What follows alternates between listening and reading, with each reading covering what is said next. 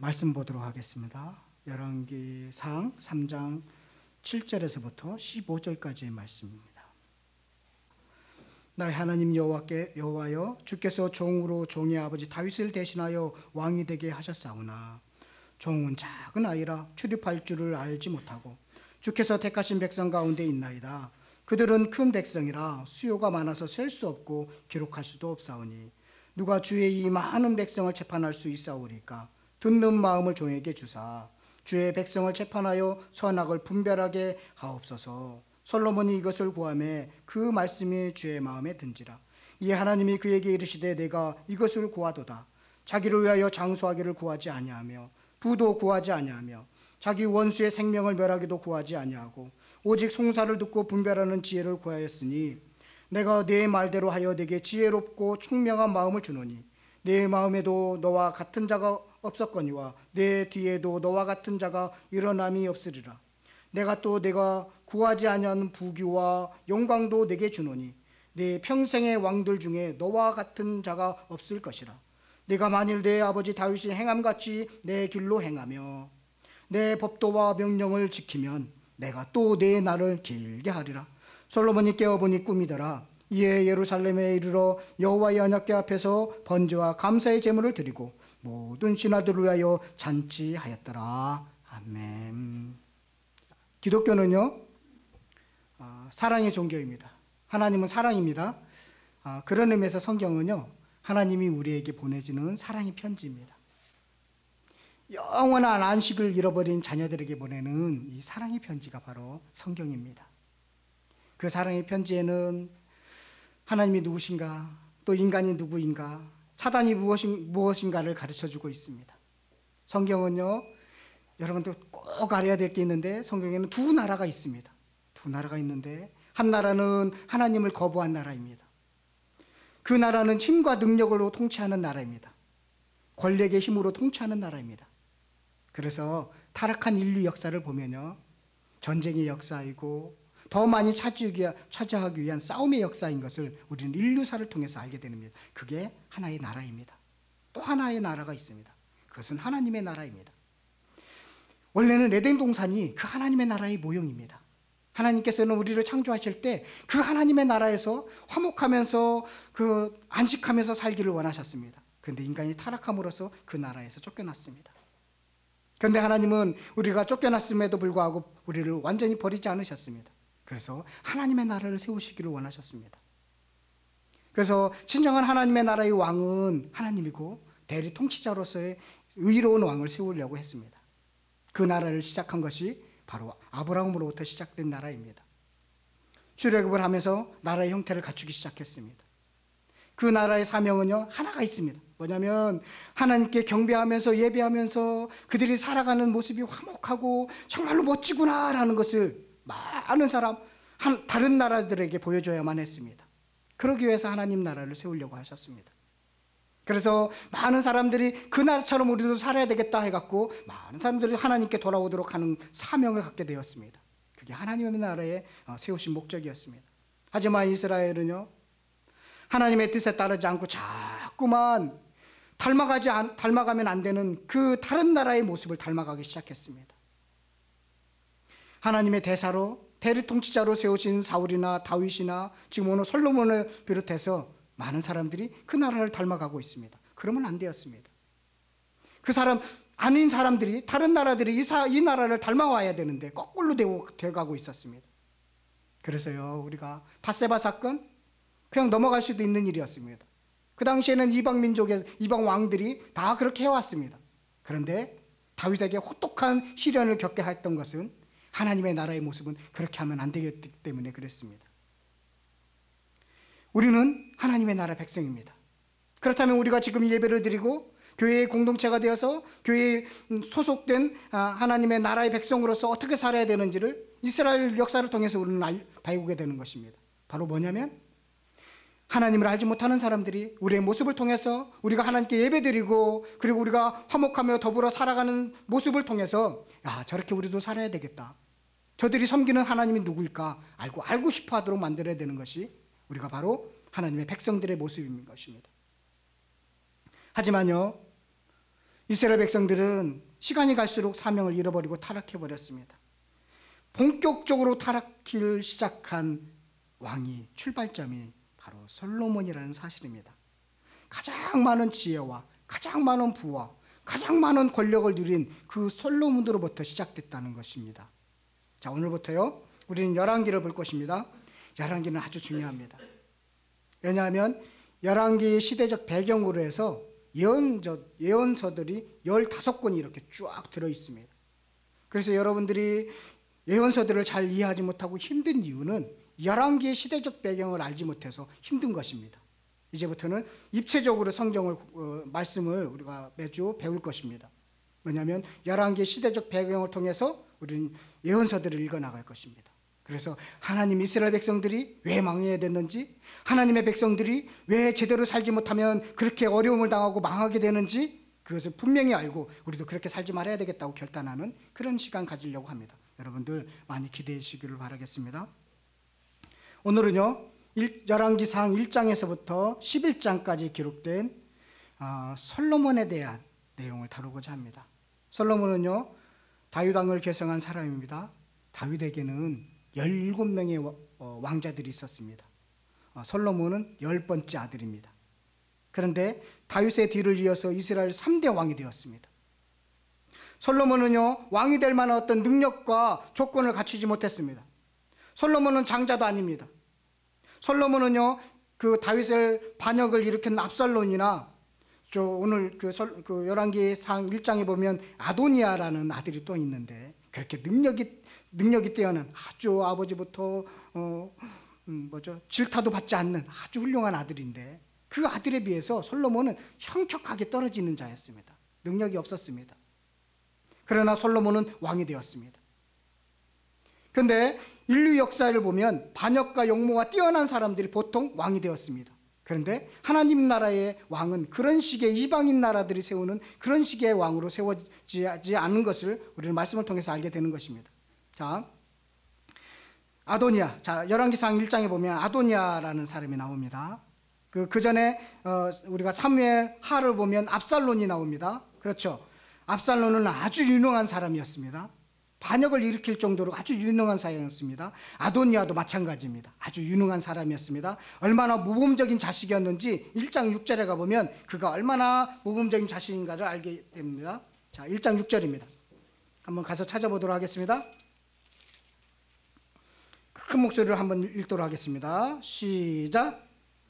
압살롬 다음에 태어난 자요 용모가 심히 준수한 자라. 그의 아버지가 내가 어찌하여 그리 하였느냐고 하는 말로 한 번도 그를 섭섭하게 한 일이 없었더라. 예. 야, 너 어떻게 그렇게 그럴 수가 있어? 이런 얘기 한 번도 안 들었다는 것입니다. 아주 착하고 순종적인 아들입니다. 아도니아는. 그래서 다윗이 한 번도 섭섭한 마음이 들은 적이 없는 아주 모범적인 자식이었습니다. 왕이 될 만한 충분한 자격을 갖고 있죠. 그렇죠? 그 정도면 왕이 될 수 있다고 많은 사람들이 생각했습니다. 그랬는지 군대 장관 요압이라고 있습니다. 다윗이 평생 같이 다녔던 요압입니다. 군부를 다 장악한 사람입니다. 그 요압이요 아도니아가 스스로 왕이 되려고 할 때 따랐습니다. 저 정도면 충분히 다윗을 이을 만한 왕의 자격이 있어 요압이 따랐습니다. 그리고 모든 종교를 최고의 지휘자로 있는 제사장, 대제사장인데 아비아달이라는 대제사장이 있습니다. 아비아달이 보더라도 종교적으로 기도를 많이 했겠죠. 보더라도 야, 아도니아 정도면 충분히 다윗을 이을 만한 왕이 되겠다라고 생각했습니다. 그래서요 군부와 종교가 다 아도니아를 지지했습니다. 그러면 아도니아가 왕이 된다는 것은 문제가 없는 것이었습니다. 다 모든 사람들이 좋아한다는 것이었습니다. 그런데 하나님은요 아도니아가 동원한 방법, 아도니아가 쓰고 있는 그 방법을 통해서 왕을 세우지 않았습니다. 그것은 이방 나라에서 하고 있는 방법이었습니다. 하나님 나라의 대리 통치자는 인간이 스스로 되고자 하는 것이 아니었기 때문에 그렇습니다. 그래서 하나님 나라의 왕은 임명권자가 있는 것입니다. 다윗이 소원하고 하나님이 인정한 방법에 따라서 솔로몬이 왕이 되었습니다. 정말 엉뚱한 방법이었습니다. 이해가 될 수 없는 방법이었습니다. 그건. 그런 이런 과정에 대해서 1장에서 소개하고 있습니다. 솔로몬이 왕이 되는 과정을 그렇게 소개해주고 있습니다. 2장은요 다윗이 이제 솔로몬에게 이제 정권을 물려주고 나서 유언을 합니다. 내 아들아, 너는 이렇게 정치를 했으면 좋겠어. 이런 방법으로 하나님을 잘 섬기는 왕이 되었으면 좋겠어 라고 유언을 남기는데, 우리 한번 확인해 보도록 하겠습니다. 2장 2절에서부터 4절까지의 말씀입니다. 2장 2절에서부터 4절까지의 말씀을 보면 이렇게 말하고 있습니다. 내가 이제 세상 모든 사람이 가는 길로 가게 되었으니, 여기가 어디죠? 다 죽음을 가는 것입니다. 다 죽는다는 것이에요. 내가 이제 죽게 되었으니 너는 힘써 대장부가 됐으면 좋겠다. 네 하나님 여호와의 명령을 지켜 그 길로 행하여 그 법률과 계명과 율례와 증거를 모세의 율법에 기록된 대로 지키라. 네가 꼭 말씀을 지켰으면 좋겠어. 그리하면 네가 무엇을 하든지 어디로 가든지 형통할 거야. 이런 유언을 남겼다는 것입니다. 여호와께서 내 일에 대하여 말씀하시기를, 만일 네 자손들이 그들의 길을 삼가 마음을 다하고 성품을 다하여 진실이 내 앞에서 행하면 이스라엘 왕 위에 오른 사람이 네게서 끊어지지 아니하리라 하신 말씀을 확실히 이루게 하시니라. 네가 꼭 그랬으면 좋겠어. 하나님의 말씀에 떠나지 않는 왕이 되었으면 좋겠어. 그러면 네 자손이 계속 이어서 왕이 될 거야 라고 유언을 남겼습니다. 이와 함께요, 다윗이 솔로몬에게 또한 하나의 유언을 또 하나 남깁니다. 뭐냐면, 그동안 다윗에게 힘들게 했던, 그렇지만 이제는 세월이 많이 지나서 정치적인 영향력을 끼치고 있는 세상적인 관점으로서 서 있는 사람들은 제거돼야 돼 라고 하면서 제거돼야 될 사람들의 명단을 다윗 솔로몬에게 전해줍니다. 그 이름이 요압과 시므이와 아비아달입니다. 자, 요압이 제거돼야 될 이유가 있습니다. 2장 5절을 다 같이 한번 읽어보도록 하겠습니다. 사무엘상 2장 5절입니다. 함께 읽겠습니다. 시작.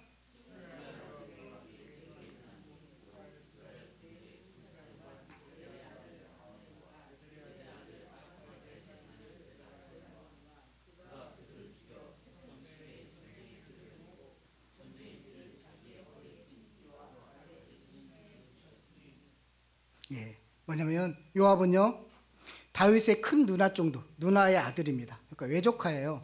그리고 다윗하고는 비슷한 연배인 것처럼 보입니다. 요압은 다윗의 장단점을 너무나 잘 알고 있었습니다. 그는 다윗 왕국의 2인자로서 권력을 누렸습니다. 신자입니다. 하나님을 알고 있는 사람입니다. 그는요, 사실은 대의적 명분을 내세우는 것 같지만 자기 용맹에, 자기 욕망에 사로잡힌 사람입니다. 그래서 의로운 사람들을 죽인 인물이었습니다. 자기가 자기한테 적이 될 만한 사람들을 제거하는 그런 사람이었습니다. 그래서 겉으로는 대의명분을 내세우는 것 같지만 그는요, 철저하게 자기 이익에 앞선 사람이었습니다. 그래서 압살론을 죽이지 말라 했는데 압살론을 죽였습니다. 남북이 화해가 돼서 하나의 나라를 될 수 있는 아주 중요한 찬스에 아브넬이라는 군대 장관을 죽여버렸습니다. 그리고 압살론을 반역이 일어났을 때 압살론의 군대 장관이었던 아마사가 있었습니다. 그런데 다윗이요, 요압이 압살롬을 죽인 것을 알았습니다. 그래서 군대 장관에서 경질시켜 버렸습니다. 그러고 나서 아마사를 세웠습니다. 그러니까 아마사를 죽여버립니다. 그리고 다시 군대 장관으로 올라갑니다. 그는 하나님을 믿는 사람이었습니다. 겉으로 보기에는 대의명분을, 다윗 왕을 위한다고 얘기하지만 사실은 그는 철저하게 자기 이익에 앞선 사람이었습니다. 여러분, 요압이라는 사람, 이런 사람은요, 지금 교회나 사회에 있습니다. 대의적인 명분보다는 자기 욕망에 앞선 사람들입니다. 하나님의 나라를 확장하는 것과는 무관하게 자기 이익에 급한 사람들이 많이 있다는 것입니다. 이런 인물은요, 하나님 나라의 백성에 어울리지 않는다는 것입니다. 결국 어떻게 되느냐면 심판을 받는다는 사실을 알려주고 있습니다. 그는 제거돼야 돼. 그래서 제거되는 것입니다. 또 한 사람이 있습니다. 시므이라는 사람입니다. 이 사람은요, 다윗이 피난 갈 때 막 저주를 했습니다. 너 이제 끝났다. 넌 정치 세계는 완전히 끝났어. 네가 하나님을 제대로 섬기지 않았을 거야. 이 사람은요, 사울 왕이었을 때 친척으로서 권력을 누렸던 사람입니다. 그런데 그때 다윗이 죽이지 않았습니다. 다윗의 부하들은 죽여버립시다 할 때, 참아라. 하나님이 그를 통해서 나한테 질타하는 것이다 하면서 다 받아들였습니다.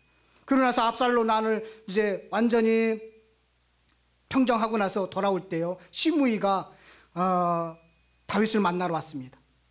그러고 나서 다윗에게 절을 하면서 용서해 주십시오. 그렇게 절을 하면서 어떤 일을 하느냐면 자기 부하에 자기를 따르는 1000명을 데려왔습니다. 그거 무슨 뜻인지 아십니까? 나 죽으면 이 사람들이 가만히 있지 않아. 정치적인 타협을 하는 것입니다. 그런 심의였습니다. 그 심의가요 제거되는 것입니다. 그런데 그 얘기는 뭐 더 길으니까 여러분들 성경책 읽으면 이런 관점으로 보시면 알겠습니다. 심의가 그렇게 제거됩니다. 아비아달은 제사장이었는데 요압을 따랐다는 명목으로 잘리게 되고 죽이지는 않습니다. 그러나 그 다음에 사독이 그 자리를 차지하게 됐다라는 내용이 지금 쭉 나오는데요. 그리고 나서 다 처리된 이후에 마지막 성경 기자가 뭐라고 얘기하느냐면 2장 46절에 가서 한번 확인해 보도록 하겠습니다. 자, 2장 46절입니다. 그런 일들이 다 끝났습니다. 자, 그러니까 함께 읽겠습니다. 2장 46절 시작.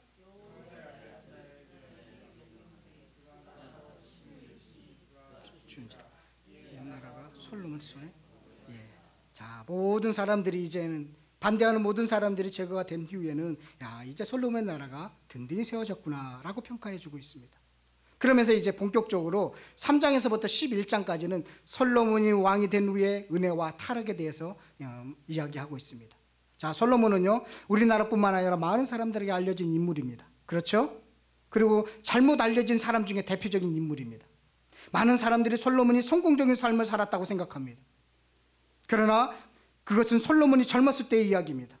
솔로몬이 젊었을 때는 그야말로 성공적인 삶을 살았습니다.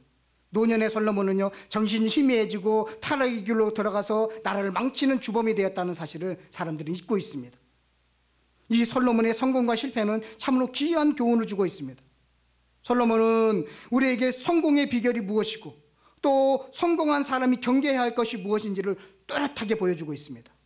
오늘 그것을 좀 배우려고 합니다. 솔로몬이요 대략 한 30세 정도의 왕이 되었습니다. 비교적 어린 나이에 이제 기라성 같은 형제들을 제쳐놓고 10번째 아들이었어요. 그 아들이 이제 왕이 되니까 형님도 두렵고 백성들을 어떻게 다스려야 할지도 알 수도 없고 그래서 하나님께 나가서 도움을 구했습니다.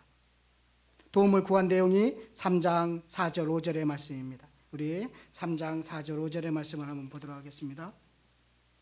제가 4절 여러분들이 5절을 읽었으면 좋겠습니다. 이에 왕이 제사하러 기브온으로 가니 거기는 산당이 큼이라 솔로몬이 그 제단에 1,000번제를 드렸더니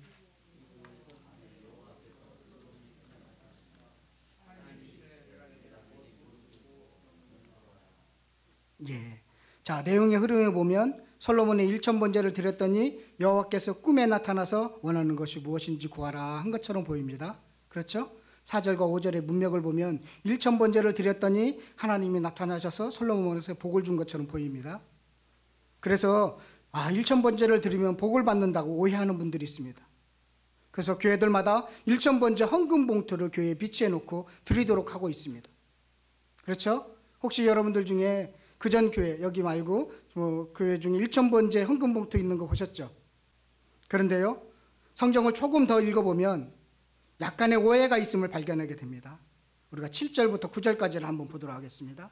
제가 7절, 여러분들이 8절 다 같이 9절을 읽도록 하겠습니다. 나의 하나님 여호와여 주께서 종으로 종의 아버지 다윗을 대신하여 왕이 되게 하였사오니 종은 작은 아이라 출입할 줄을 알지 못하고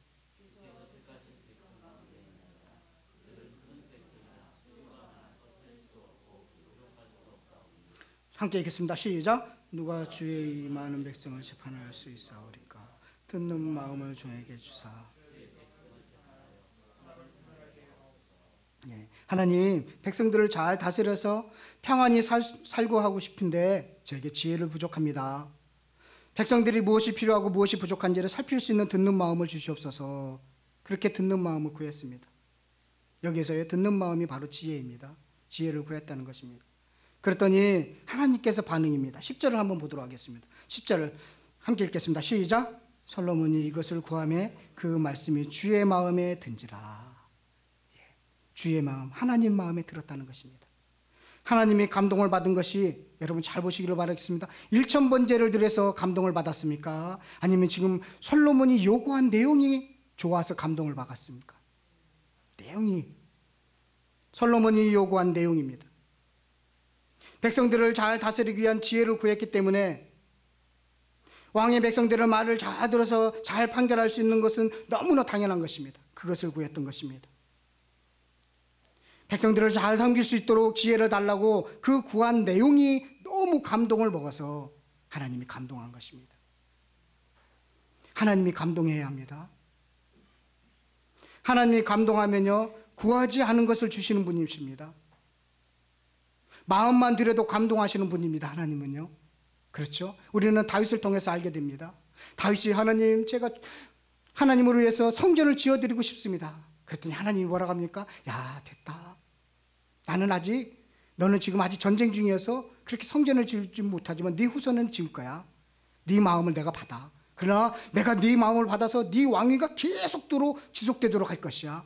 이 예언이요, 성취된 것이 예수 그리스도를 통해서 성취되었던 것입니다. 지금도 유효한 것입니다. 마음만 드렸는데 하나님은 너무 기뻐서 다윗에게 그런 약속을 하시는 분입니다. 지금 솔로몬도 하나님께, 주님, 하나님, 제가 백성들을 잘 다룰 수 있는 지혜를 주시옵소서. 너무 부족합니다. 그러니까 하나님이 감동했다는 것입니다. 여러분, 하나님이 감동하니까 무엇을 주는지 11절에서부터 13절에 기록하고 있습니다. 한번 보도록 하겠습니다. 11절 제가 읽고 12절 여러분들 다 같이 13절 읽겠습니다. 이에 하나님이 그에게 이르시되 내가 이것을 구하도다. 자기를 위하여 장수를 구하지 아니하며 부도 구하지 아니하며 자기 원수의 생명을 멸하기도 구하지 아니하고 오직 송사를 듣고 분별하는 지혜를 구하였으니.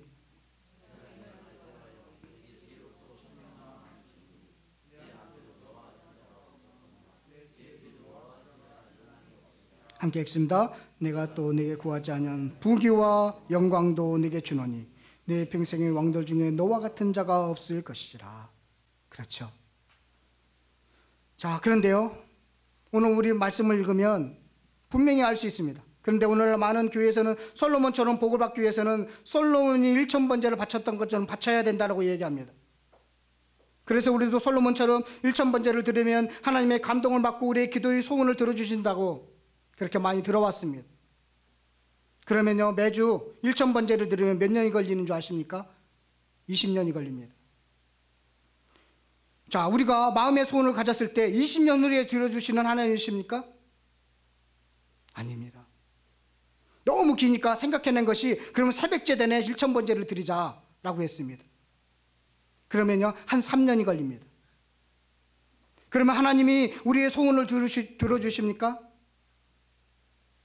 많은 교회가요, 이것을 수용하고 있습니다. 이것은 옳은 것이 아닙니다. 하나님은 그런 분이 아니기 때문에 그렇습니다. 인간의 욕심에 이끌리면 성경도 제대로 보지 못하게 되어 있습니다. 성경 해석에 문제가 있는 것 같습니다. 1000번제라는 것은요, 1000번 제사를 드린 것이 아닙니다. 1000마리를 한 번의 제물로 드렸다는 뜻, 그런 의미입니다. 한 번자가 한 번, 두 번 이런 것이 아니라 태울 번자를 쓰고 있는 것입니다. 조그만 이성을 가지고 생각하면 분명히 알 수 있는 사실입니다. 지금 하나님이 솔로몬의 기도를 응답하신 거니 3년 후에입니까? 아니죠. 오늘 말씀을 보면 제사를 드린 날 밤에 하나님이 솔로몬의 기도를 들으시고 응답하셨습니다. 그리고 중요한 것은 하나님이 솔로몬에게 응답하신 것은 1000번을 드렸기 때문도 아니었습니다. 그의 기도 내용이 하나님의 마음에 들었기 때문에 라고 분명히 오늘 성경에서 기록해 주고 있습니다. 보여주고 있습니다. 그런데 많은 교회들이 잘못 가르치고 있습니다.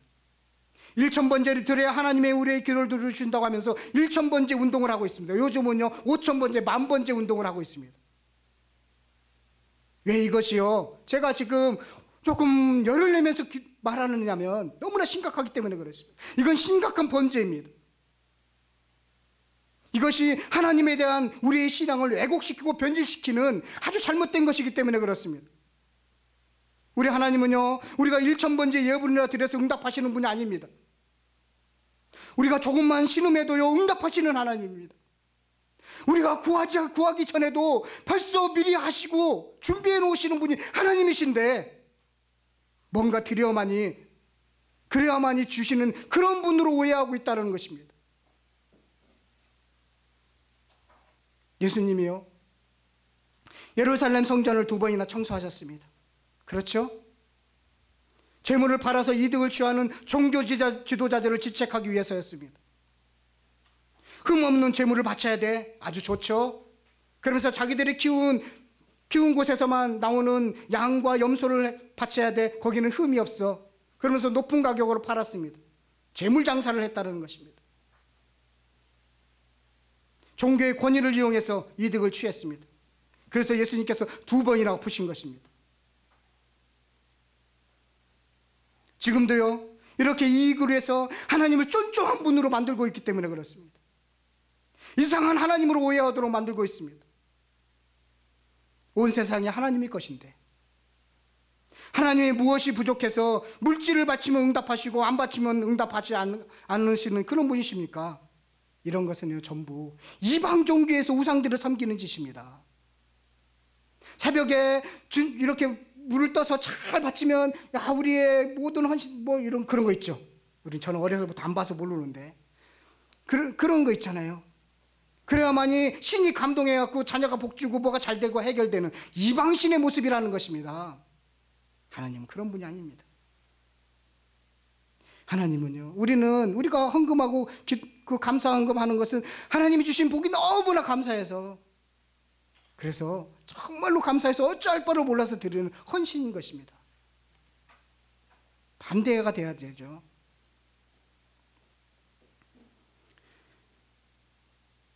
그런 모습들이 지금 성경을 이익에 앞서서 눈에 가렸기 때문에 자꾸만 그런 식으로 보고 있다는 것입니다. 오늘요, 하나님이 솔로몬의 기도를 들으신 것은 일천번제를 드렸기 때문이 아니라 그가 기도하는 내용의 하나님의 마음을 감동시켰기 때문에 그렇습니다. 여러분, 1000마리요? 1000마리인지도 좀 봐야 되는데, 봉헌식 때 8장 63절에 보면 그보다 훨씬 많은 짐승들을 잡아서 제사를 드렸습니다. 봉헌식 때는. 하나님의 뜻을 구하는 모습이 중요한 것입니다. 솔로몬처럼 우리도 늘 하나님의 뜻을 구하는 그런 여러분과 제가 되시기를 간절히 축원드리겠습니다. 그러면 우리가 구할 것이 무엇일까요? 그것은 지혜입니다. 지혜는 하나님의 말씀을 잘 듣는 것입니다. 요한복음 8장 43절에요, 이렇게 말씀하고 있습니다. 어찌하여 내 말을 깨닫지 못하느냐? 이는 내 말을 들을 줄 알지 못함이라. 예수님의 말씀을 잘 듣지 못하니까 깨닫는 마음도 없고, 예수님의 말씀을 오해하고 곡해하면서 예수님을 잡아 죽이려고 덤빈 사람들이 있었습니다. 그래서 하도 예수님이 답답하시니까 종종 하신 말씀이 있습니다. 귀 있는 자는 들을지어다. 귀 있는 자는 들을지어다 했습니다. 우리에게 들을 수 있는 귀가 있어야 합니다. 듣는 마음이 있어야 합니다. 이런 자가 지혜로운 자입니다. 잘 듣는 것에서 믿음이 나오고 판단력도 나오고 지혜도 나오고 좋은 인격도 나오고 좋은 인품도 나오는 것입니다. 그래서 사무엘상 15장 22절에 보면 사무엘이 가로되 여호와께서 범죄와 다른 제사를 그 목소리를 순종하는 것을 좋아하심같이 좋아하시겠느냐? 순종이 제사보다 낫고 듣는 것이 수양의 기름보다 낫다. 이렇게 말씀하셨습니다. 하나님 말씀을 잘 들어주는 것이 어떤 예물을 드리는 것보다 하나님 기쁘시게 하는 것이구나. 잘 듣는 것이 중요합니다. 하나님의 말씀을 잘 듣고 사람의 말을 잘 들어야 합니다. 우리는 늘 이런 지혜를 구했으면 좋겠습니다. 이런 자들은 비록 현재의 고난을 당하더라도 그 어려움을 잘 견디고 잘 이겨나갈 수 있는 훗날에 찬란해지는 사람이 될 수 있다는 사실을 늘 기억하시길 바라겠습니다. 솔로몬에게는 그런 지혜가 있었습니다. 그래서요, 솔로몬이 얼마나 공정하게 재판을 했는지에 대해서는 3장 16절에서부터 28절에 기록되어 있죠. 이건 기독교인뿐만 아니라 모든 사람들이 많이 알고 있습니다. 그렇죠. 자기 아들이 이게 죽은 자는 내 아들이 아니고 산 자는 내 아들이다 라고, 정말 여러분들 앞에서 그런 사건을 왔다면 어떻게 판단하시겠습니까? 우리는 들어서 하는데 막상 자기가 솔로몬의 위치에 있으면 참 파악하기 힘들었을 것입니다. 그런데 솔로몬은 무엇을 이용해서 그것을 해결하냐면 사랑이라는 것을 가지고 해결하는 것입니다. 보이지 않는 어머니의 모성애라는 그 사랑을 가지고 그 문제를 해결하고 있다는 것입니다. 사랑이라는 것은 보이지 않는 것입니다. 그렇죠? 사람들 속에 감춰져 있는 것입니다. 그런데 지혜 있는 사람은 그 보이지 않는 것을 꿰뚫어 보는 능력이 있게 되었다는 것입니다. 솔로몬에는 그런 지혜가 있었던 것입니다. 꿰뚫어 볼 수 있는 능력이었던 것입니다. 그래서 시시비비를 가려주는 그 솔로몬의 지혜를 엿볼 수 있었습니다. 자, 4장에 보면요, 이제 4장으로 넘어가면 솔로몬이 얼마나 지혜로웠는지를 잘 가르쳐주고 있습니다. 29절부터 34절 여러분들 집에 가서 꼭 읽어보시기를 바라겠습니다. 29절부터 34절 가보면 솔로몬이 얼마나 그 지혜가 충만했느냐면 32절에 보면 잠언 3,000가지를 말했다는 거예요. 잠언. 금언을 3,000을 얘기했다는 거예요. 여러분들이 만든 금언 있습니까? 하나라도 있습니까? 대부분이 배운 거죠. 자기가 만들지는 않았죠. 지금 솔로몬은 금언 3,000개를 얘기하고 있습니다.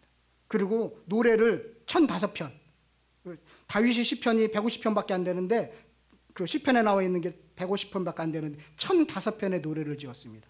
역시 지혜로운 사람이나 똑똑한 사람은 노래를 잘하는구나. 제가 깨달았습니다. 그래서 나는 왜 내가 지혜롭지 못하는 것을 아주 심각하게 이 말씀을 보면서 심각하게 깨달았습니다. 역시 나는 지혜롭지 못하구나. 왜 그러냐면 노래를 못하거든요. 그리고요 솔로몬은요 식물학자, 동물학자, 어류학자보다 뛰어난 사람이었습니다. 여러분들이 알고 있는 풀 10가지만 한번 생각해 보세요. 여러분들이 알고 있는 풀 10가지 이름 될 수 있겠습니까? 그래서요 우리는 얼마나 무식한지 잘 모르겠어서 잡초해버리는 것입니다. 다 이름이 있고 뜻이 있는 거예요. 하나님이 주신 거예요. 그런데 우리가 모르니까 잡초해버리고 무시해버리는 것입니다. 많은 곤충들이 있습니다. 우리가 모르니까 에이 못 쓸 것 이렇게 치워해버립니다. 우리는 그만큼 무식하다는 것입니다. 그런데 솔로몬의 지혜는 걸어다니는 백과사전이었습니다. 그는 지식뿐만 아니라 본질을 정확히 꿰뚫어 볼 줄 아는 사람이었습니다. 아까 재판한 것도 본질을 꿰뚫어 보는 것이었습니다. 사람의 관계 속에서의 본질을 꿰뚫어 보는 것이었습니다. 지혜라는 것은요 본질을 꿰뚫어 보는 것입니다. 그래서 그 사람이 어떤 자리에 있느냐, 얼마나 가지고 있느냐 이것은 중요한 것이 아닙니다. 사물의 본질을 꿰뚫어 보는 세상을 돌아가는 이치를 전통한 사람이 그 사람이 권위 있는 사람인 것입니다.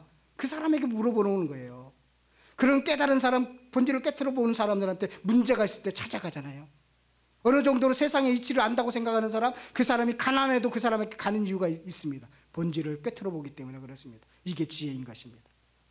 솔로몬은요 그렇게 지혜가 아주 뛰어난 사람이었습니다. 그러니까 많은 사람들이 존경하고, 그리고 그 솔로몬이 다스리는 나라는 편안하고 부강해졌습니다. 이것이 지혜를 준 목적이었습니다.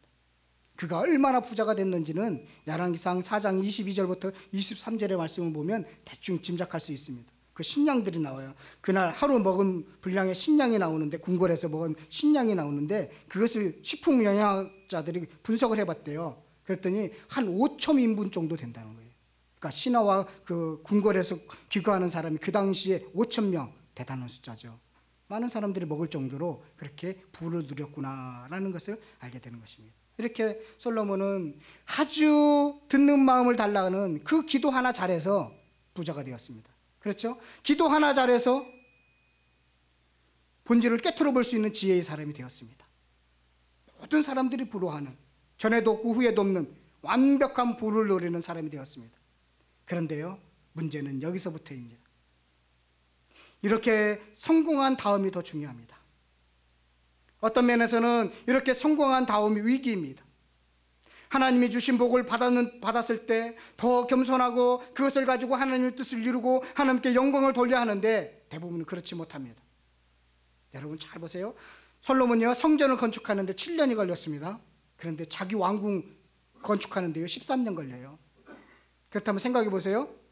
성전이 크겠습니까? 왕궁이 크겠습니까? 왕궁이 크죠. 40년을 통치했는데 20년을 성전 짓는데 건축하는 데 쓰고 있습니다. 그래서 솔로몬도 예외가 아니라는 것을 우리는 슬슬 알기 시작합니다. 하나님이 주신 복을 자기를 위해서 썼습니다. 날마다 잔치하고 여자 가까이 하는데 낭비해버렸습니다. 솔로몬의 여자들이 무려 몇 명인지 한번 확인해 보도록 하겠습니다. 열왕기 상 11장 11장 3절 11장 3절입니다. 자, 함께 읽겠습니다. 시작. 차비에 300명이라 그 여인들이 왕을 들었습니다. 이름은 다 외웠는지 모르겠습니다. 그 자녀들이 나오면 2명만 나도 그렇죠? 3,000명인데 대형 교회입니다. 부럽습니다. 분명히 외우지는 못했을 것 같은데. 자, 첩이 많다는 거예요. 문제는요, 11장 4절을 한번 보도록 하겠습니다. 11장 4절입니다. 함께 읽겠습니다. 시작. 나이가 많을 때에 그의 여인들이 그의 마음을 돌려 다른 신들을 따라가였으므로 왕의 마음에 그의 아버지의 다윗의 마음과 같지 아니하여 그의 하나님 여호와 앞에 온전하지 못하였더라. 예. 솔로몬이 하나님이 주신 복을 가지고 하나님의 뜻을 이루고 하나님께 영광을 드려야 마땅했는데 그렇지 않고 진탕 먹고 마시고 여자들을 가까이 하다가 결국은 여자들이 솔로몬을 타락시키고 있는 모습을 보게 됩니다. 그렇게 지혜로웠던 솔로몬도요, 여자들의 말에 놀아나는 것을 보면, 그리고 나서 우상 숭배하는 자가 되는 것을 보면 참 여자들의 힘도 대단한 것 같습니다. 여인은요, 사단이 의인들을 넘어뜨리는 도구로 사용하는 때가 많이 있습니다. 모세도요, 구스 여인의 문제 때문에 힘든 적이 있습니다. 다윗도 밧세바 때문에, 솔로몬은 최고입니다. 여인들 때문에 쓰러졌습니다. 바벨론 포로 귀환을 이끈 대제사장이 있습니다. 여호수아라고. 그도 여인 문제 때문에 힘들어하는 경우가 있습니다. 사단은 이 여자를 가지고 그렇게 사람들을 넘어뜨리고 있습니다.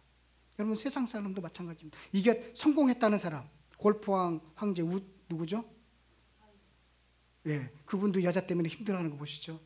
세상 사람도 똑같습니다. 그런 문제를 가지고 쓰러집니다. 우리 11장 8절에 가서 한번 더 보도록 하겠습니다. 11장 8절입니다. 함께 읽겠습니다. 시작. 그들이 자기의 신들에게 분양하며 제사했더라. 예. 신앙이 같은 여인과 결혼해야 된다라는 이유가 여기에도 나와 있습니다. 같은 신앙을 해야 됩니다. 왜냐하면 솔로몬처럼 타락할 수 있기 때문에 그렇습니다. 특히 아내들, 여기 남자분 잘 들으시기를 바라겠습니다. 특히 아내가 이방신을 섬기면 이방신을 섬기는 데 쫓아가게 돼 있습니다. 그게 여자의 힘입니다.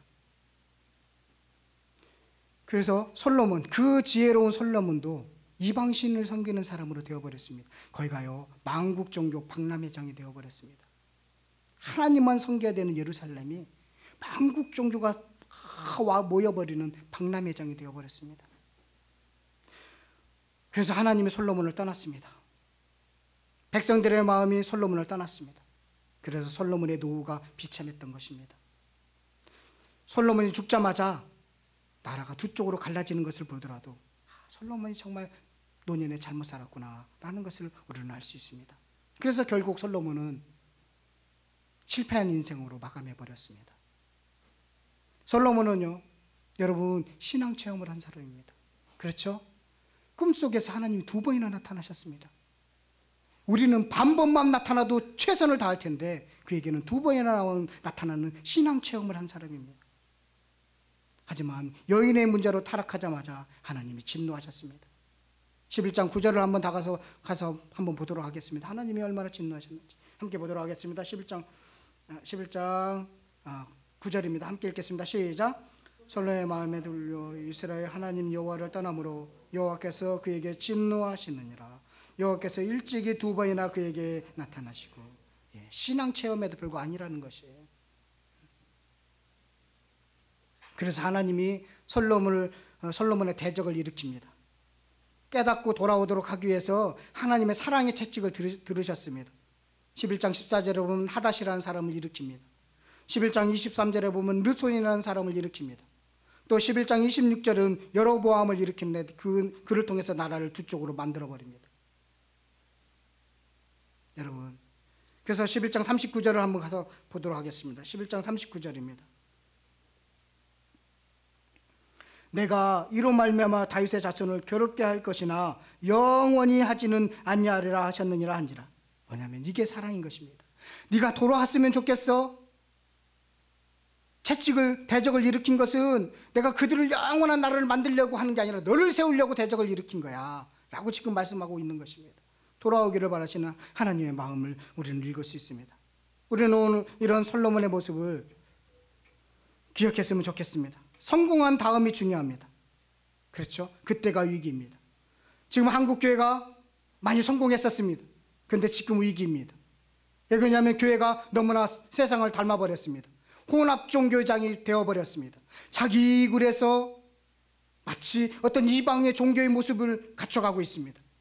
겉으로 보기는 아닌 것 같은데 혼합 종교가 되어버리고 있는 그런 모습을 우리는 발견할 수 있습니다. 지금의 위기인 것입니다.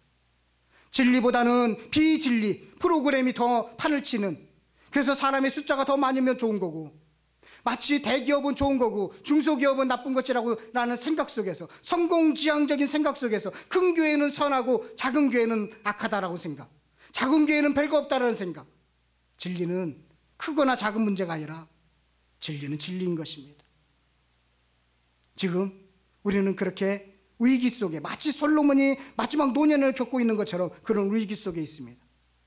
우리의 마음속에 정말로 진리가 있습니까? 우리 하나님은 공평하십니다.